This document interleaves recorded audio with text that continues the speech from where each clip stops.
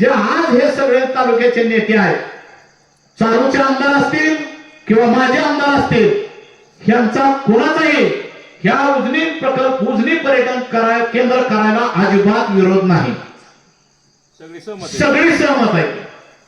या बाबतीत तुम्ही मागच्या 8 दिवसापूर्वीचं अधिवेशनाचं जर कामकाज बघितलं तर 35 मिनिटाची एक लक्षवेधी लागलेली होती आणि त्या 35 मिनिटांमध्ये विधान परिषदेचे आमदार रणजितसिंह मोहिते पाटलांनी आवर्जून सांगितलेलं आहे की 250 कोटी रुपये गेले 1.5 वर्ष झालं शासनाने उजनी पर्यटनासाठी मंजूर केलेले आहेत, पण ते पेंडिंग आहे. त्या पैशाचा विनियोग लवकर करा आणि शासनाचा महसूल वाढवा. म्हणजे उजनीचं पर्यटन करा ही त्यांची मोहिते पाटलांची भूमिका आहे. उजनीचं पर्यटन करा ही चालू आमदार अभिजित पाटलांची भूमिका आहे. उजनीचं पर्यटन करा ही आता भाजपमध्ये गेलेले रणजित भाईंची भूमिका आहे. मग ह्याला विरोध करणार कुणी? तुमच्या जमिनी ज्यावेळेस जायला लागलेल्या आहेत